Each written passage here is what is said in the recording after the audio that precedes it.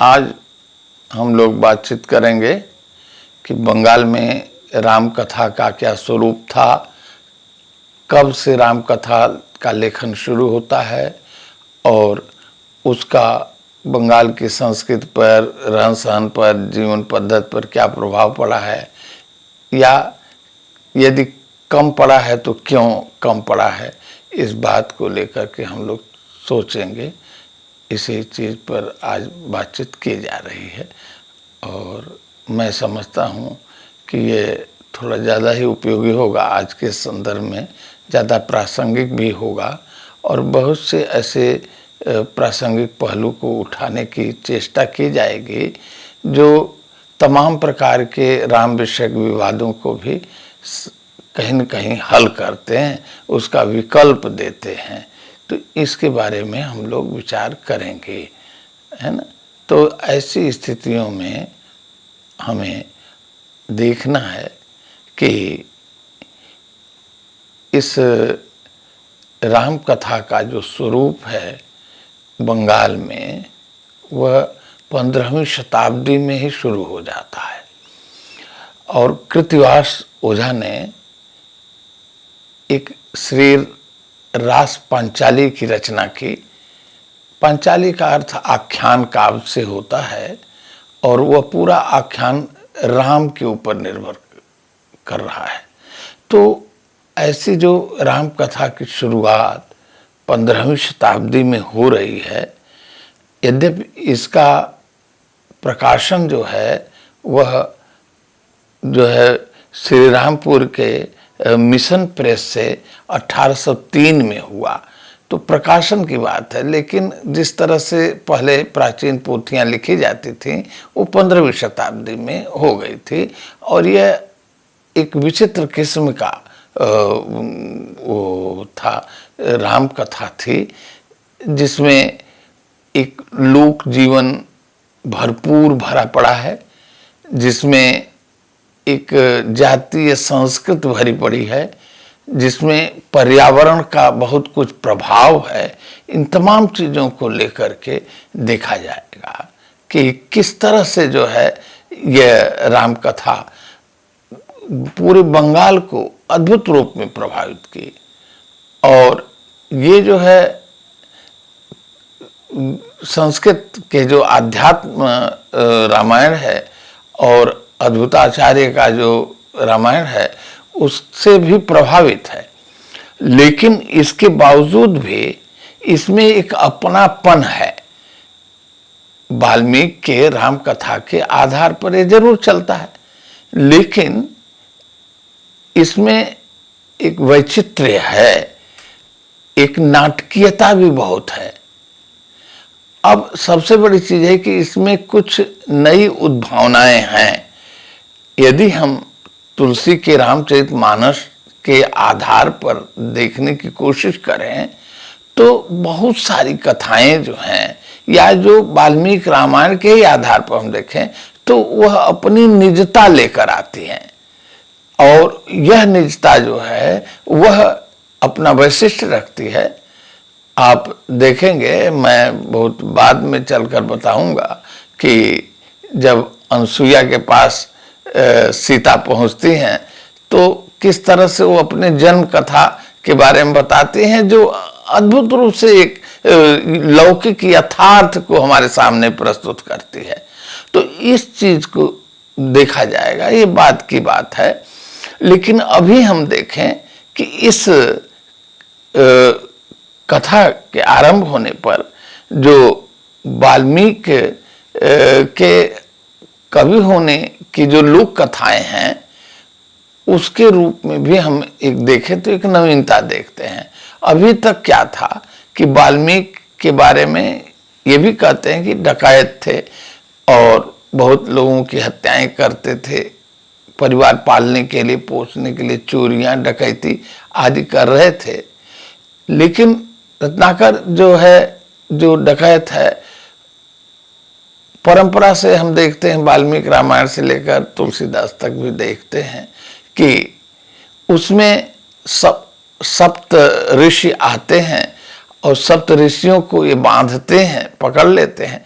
फिर सप्त ऋषि लोग कहते हैं कि तुम जिसके लिए कर रहे हो क्या तुम्हारे पाप में भागी होंगे?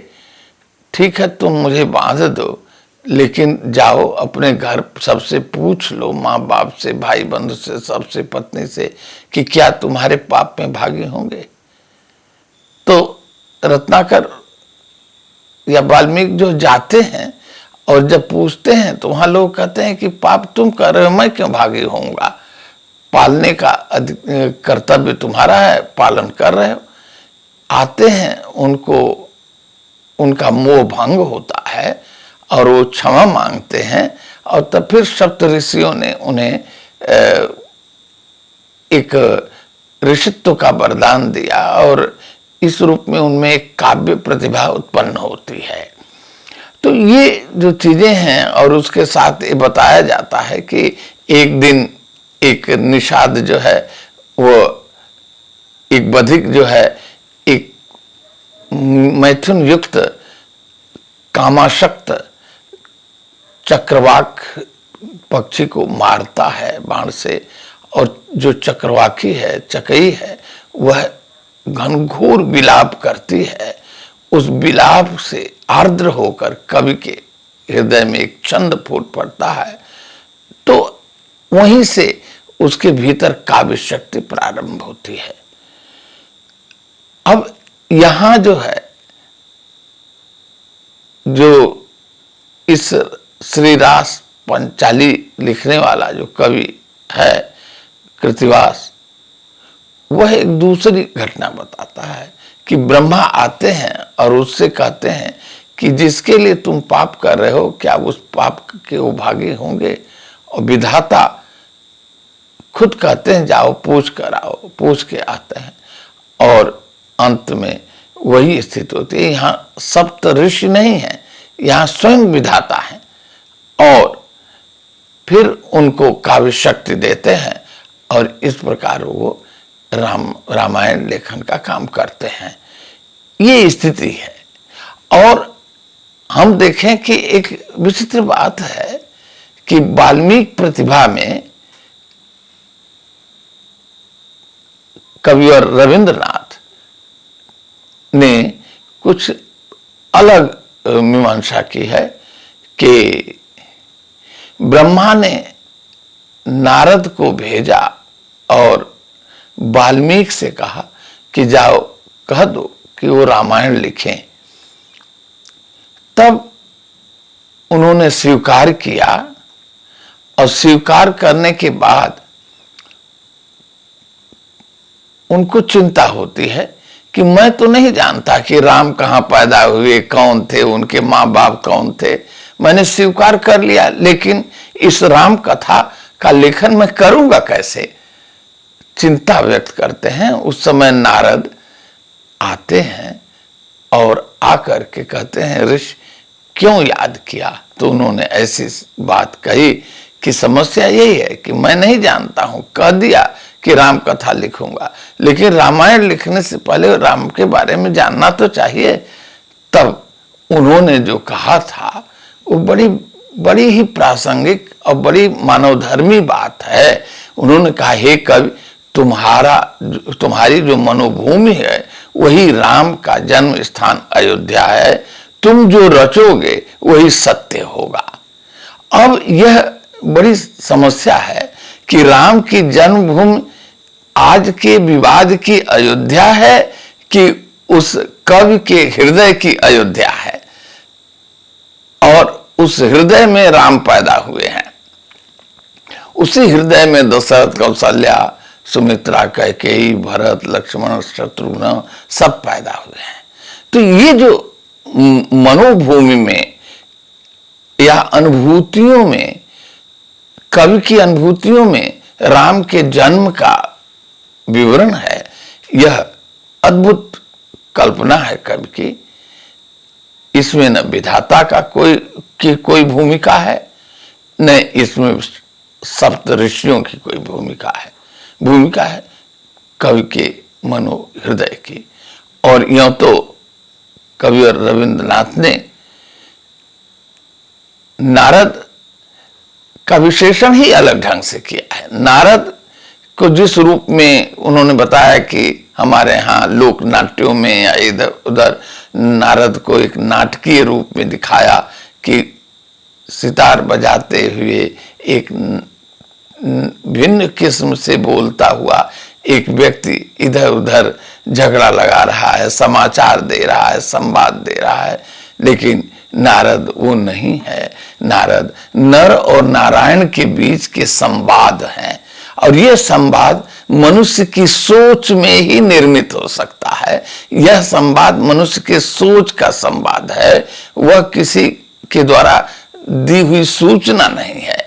तो मनुष्य अपने चिंतन के साथ जिस चीज को प्राप्त कर रहा है वह एक नारदीय भूमिका में प्राप्त कर रहा है। यह नर और नारायण के बीच का अंतः संबंध है, चिंतन का संबंध है, सोच का संबंध है। तो इन चीजों को लेकर के एक आज जो विवाद राम जन्मभूमि या अयोध्या को लेकर है और जो एक राजनीतिक स्वरूप ग्रहण कर रही है, उसके लिए कितना बड़ा उत्तर है कवियों का कि कवि के मनोभूमि में ही राम का जन्म हुआ है। तो ये जो स्थितियां हैं इनको समझना पड़ेगा। तो खैर ये स्थिति है कि ये जो कृतिवास ने जो राम कथा लिखी, इस राम कथा में बहुत कुछ दूर तक ये स्वयं कवि का सृजन हमारे सामने आता है, और उसमें हम देखते हैं कि कहीं न कहीं ये एक ऐसा साहित्य बनता है जिसमें लोक की मान्यताओं को बहुत ग्रहण किया गया है, लोक से बहुत कुछ लिया गया है, क्योंकि लोक राम को एक अपने रूप में देखता है। राम और सीता की कहानी को या तमाम बातों को लोक की जो अव्यंजना होती है वो बड़ी विचित्र होती है। तो ऐसी स्थितियों में लोक में जो आश्चर्य से आनंदित होने की प्रक्रिया है वो भी बहुत बार दिखाई देती है। तो इन चीजों को लेकर देखिएगा कि कहीं न कहीं जो है ये जो कृतिवास का रामायण है, राम कथा है, जिसको श्री राम पंचाली कहा जाता है, जो पैरा छंद में लिखा गया है, जिसमें आख्यान है, ये अपने आप में बड़ा अद्भुत है और इसकी चर्चाएं होंगी। लेकिन इसके बावजूद भी हम आगे फिर चर्चा करेंगे कि किस तरह से ये आगे भी राम के आधार पर सैकड़ों रचनाएं हुई, नाटक लिखे गए, खंडकाव्य लिखे गए, महाकाव्य लिखे गए, तमाम गद्य रचनाएं हुई, लेकिन फिर भी राम की संस्कृति पूरे बंगाल में रच बच नहीं पाई और उसमें एक भिन्न संस्कृति ही आई। राम उतने प्रभावी नहीं हो सके जितने उत्तर भारत के पश्चिमी क्षेत्र में हो पाए। इस चीज को लेकर हम लोग देखेंगे कि किस तरह से रविन्द्रनाथ ने चिंता जाहिर की है। इसी से आगे हम लोग बढ़ेंगे। धन्यवाद।